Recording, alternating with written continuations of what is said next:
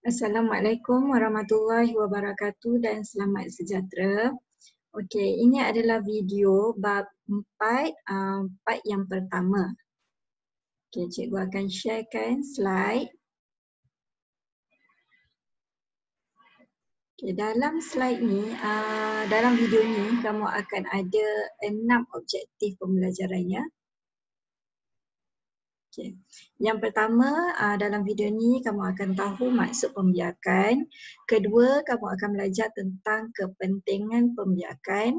Yang ketiga, jenis pembiakan. Okay, ada 2 jenis pembiakan. Yang keempat, proses persenyawaan. Yang kelima, jenis persenyawaan. Yang keenam, kamu kena tahu perbezaan antara pembiakan seks dan pembiakan aseks. Okey, kita pergi pada objektif yang pertama. Okey, memahami pembiakan seks dan aseks. Yang pertama adalah maksud pembiakan. Okey, pembiakan ni maksudnya adalah proses penghasilan individu baru oleh organisma hidup. Okey, semua organisma hidup akan menghasilkan individu baru. Individu baru tu anak lah. Okey, sebagai contoh manusia, okey, anaknya adalah individu baru. Okey, manusia, haiwan dan tumbuhan adalah organisma hidup. Okey, ketiga-tiga organisma hidup ini akan menjalankan proses pembiakan. Okey, untuk menghasilkan individu baru. Okey. Objektif yang kedua adalah kepentingan pembiakan. Kepentingannya adalah untuk menambahkan populasi spesies. Okey. Yang kedua, memastikan spesies tidak pupus. Spesies tu apa? Contohnya spesies ikan jerung kat sini. Okey. Ikan jerung ni kena menjalankan pembiakan supaya spesiesnya tidak pupus. Okey. Kalau manusia, supaya spesies manusia tidak pupus. Okey, kalau penyu tidak pupus. Macam tu lah. Okey. Seterusnya, objektif yang ketiga adalah jenis-jenis pembiakan. Pembiakan ada 2 jenis. Yang pertama adalah pembiakan seks. Okey, pembiakan seks ni adalah penghasilan individu baru, okey, anak baru oleh organisma hidup yang melibatkan sel-sel seks yang dipanggil gamet. Okey. Pembiakan yang kedua adalah pembiakan aseks. Maksudnya adalah penghasilan individu baru oleh organisma hidup tanpa melibatkan sel-sel seks. Okey, kalau pembiakan seks ada sel-sel seks. Okey, dan ada gamet. Tapi pembiakan aseks tidak melibatkan sel-sel seks. Tapi kedua-duanya menghasilkan individu baru. Okey, kita tengok pembiakan seks.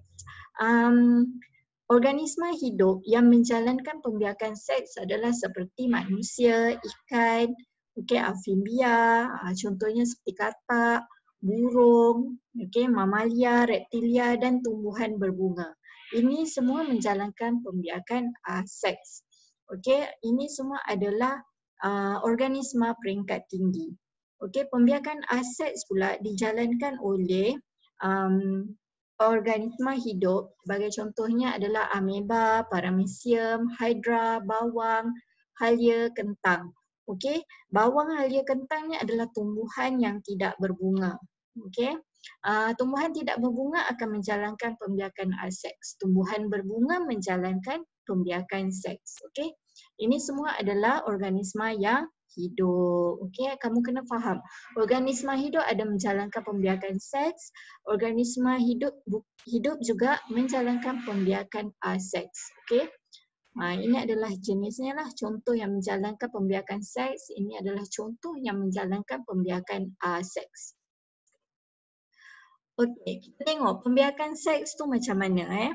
Pembiakan seks melibatkan 2 induk, satu jantan dan satu betina.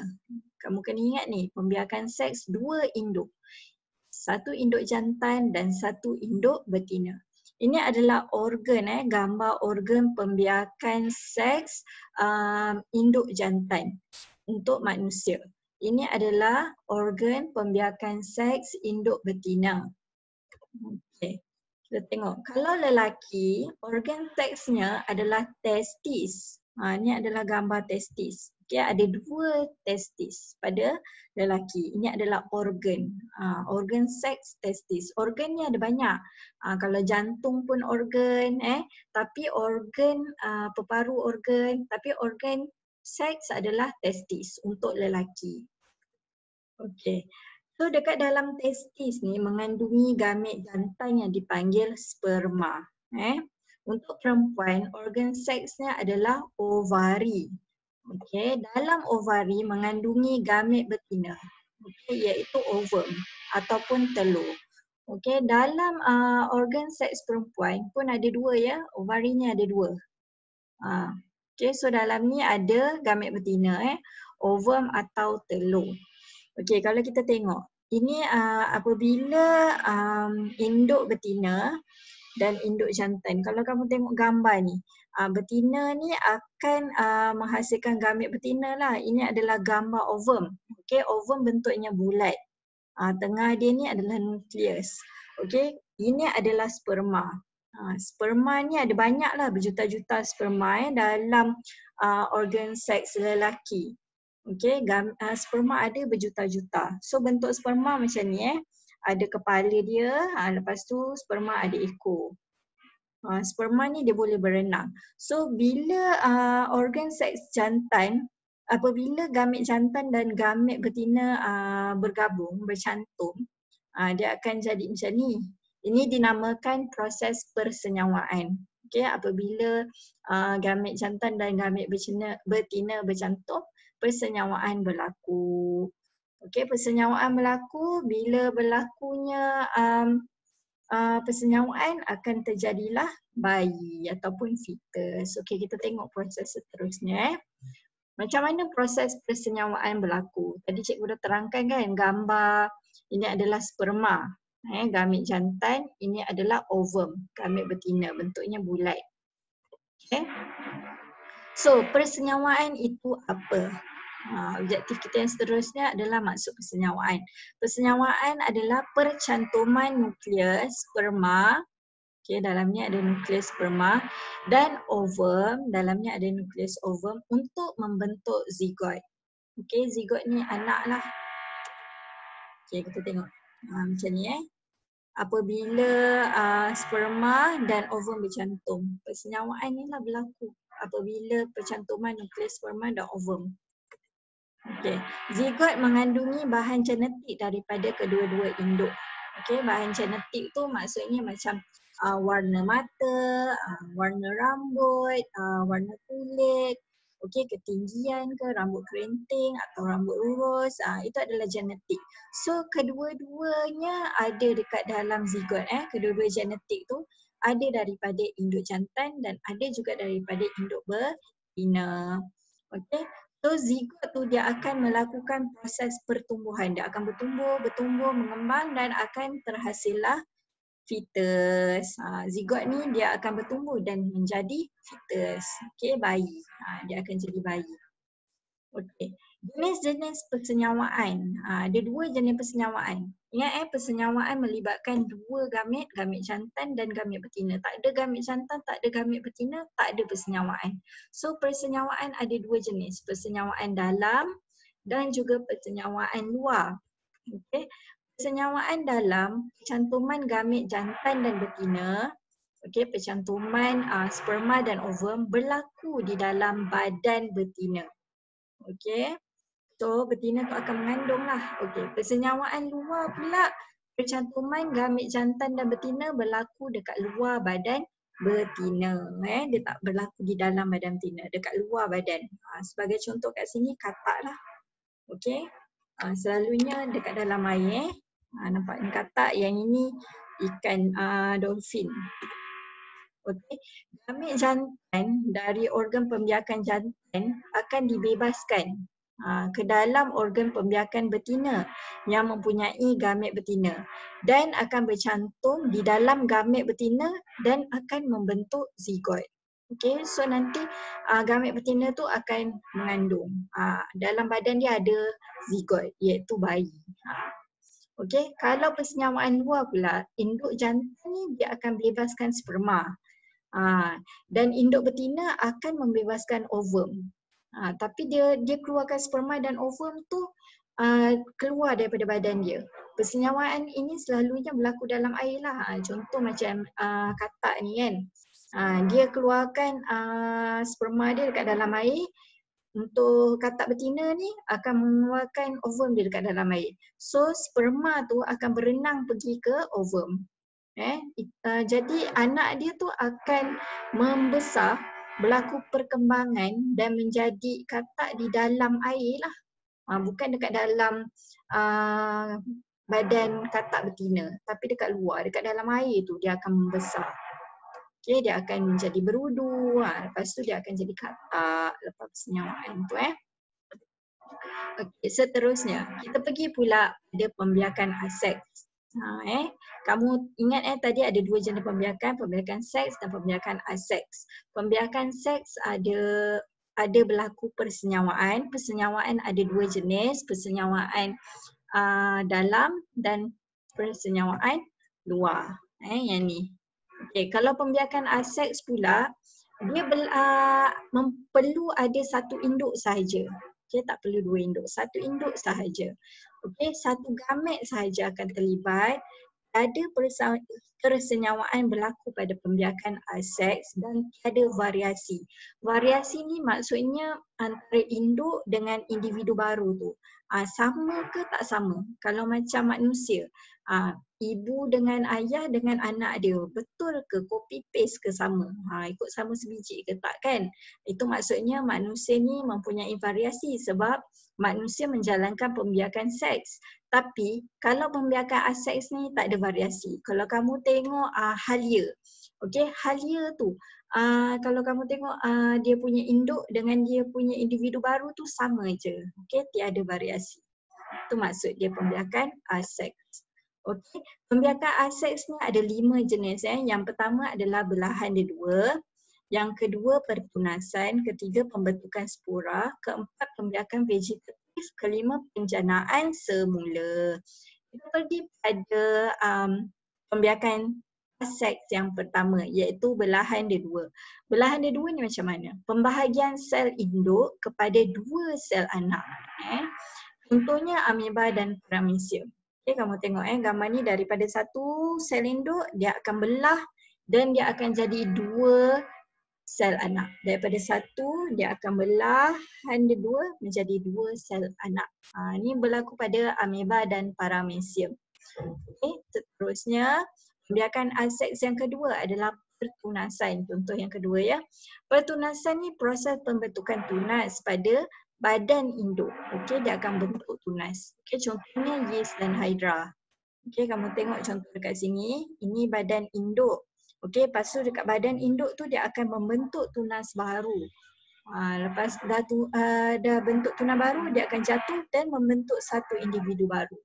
Okey, individu baru ni rupa bentuk dia sama je dengan induk. Tu maksudnya tiada variasi ya. Okey, seterusnya.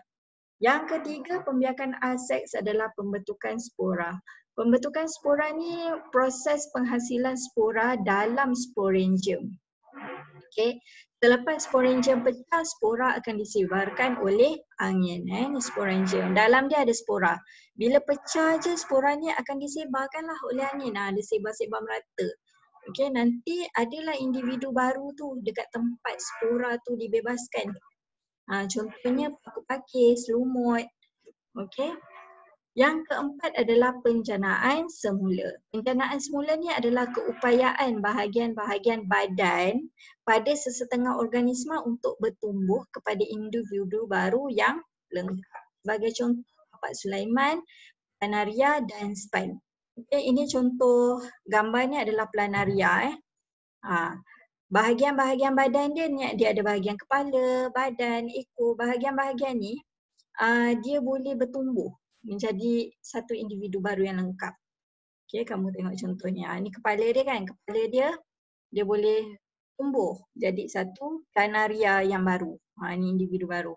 Okey, kalau bahagian badan ekor dia pula potong kat situ, dia jadi satu individu yang baru. Kalau badan dia pun boleh Jadi satu individu yang baru. Ini kita maksudkan pembiakan aseks penjanaan semula. Okey, yang ni yang terakhir, pembiakan aseks adalah pembiakan vegetatif. Proses di mana bahagian tumbuhan yang sedia ada bertumbuh menjadi tumbuhan baru. Okey, pembiakan vegetatif ni berlaku pada tumbuhan yang tidak berbunga. Okey, contohnya bawang, kentang dan pokok bunga kana. Okey, ini dia akan macam tumbuhan yang ada ni, bawang. Kalau kita biarkan bawang tu lama-lama, bawang tu dia boleh bertumbuh menjadi bangunan, menjadi tumbuhan baru. Okey, macam bawang. Biarlah bawang tu lama-lama awak tengok apa jadi. Kentang, biar lama-lama tumbuh tak tunas baru. Jadi tak tumbuhan baru. Kita boleh ambil dan kalau dah bawang tu dah lama tak guna, tumbuh tunas, awak tanam dia boleh jadi tumbuhan baru. Tumbuhan bawang jugalah. Okey, itu 5. Pembiakan aseks. Okey, sekarang kita tengok pula objektif seterusnya. Kita tengok apa beza antara pembiakan seks dan pembiakan aseks ni. Pembiakan seks, induk dia ingat lagi tak? Berapa induk? 2 induk diperlukan. Mesti kena ada induk jantan, mesti kena ada induk betina. Okey, tapi pembiakan aseks 1 induk sahaja. Okey, sebagai contohnya tadi macam planaria tu. 1 induk tu. Daripada 1 induk tu kalau dia putus kepala, dia akan menjana menjadi 1 individu baru. Jadi 1 induk cukup. Tapi kalau pembiakan seks, gamet kena ada 2 gamet. Mesti kena ada sperma, mesti kena ada ovum. Okey, tapi pembiakan aseks dia ada gamet. Tak payah ada sperma ke ovum ke, kita boleh terhasil individu baru. Okey, kalau pembiakan seks ada persenyawaan ke tidak? Ada. Pembiakan seks ada persenyawaan. Ada 2 jenis. Kalau ingat tadi ada persenyawaan luar, ada persenyawaan dalam. Persenyawaan dalam berlaku dalam induk betina. Persenyawaan berlaku di bahagian luar badan induk betina. Luar badan induk jantan selalunya berlaku dalam air. Kalau pembiakan aseks, tiada persenyawaan. Okey. Kalau pembiakan seks ada variasi progeny ke tiada? Terdapat variasi pada progeny. Maksudnya dia punya individu barulah ada variasi. Kalau pembiakan aseks ada variasi. Okey, individu baru rupa dia sama dengan induknya. Okey, pembiakan seks akan dijalankan oleh peringkat organisma peringkat yang tinggi. Sebagai contoh paus, cicak, tumbuhan berbunga, okey, manusia, okey, selalunya yang multi-cell lah yang menjalankan pembiakan seks. Okey, pembiakan aseks ni pula, okey, peringkat tinggi macam manusia semua tu lah. Peringkat organisma pembiakan seks ni organisma peringkat rendah. Okey, sebagai contoh ameba, paramecium.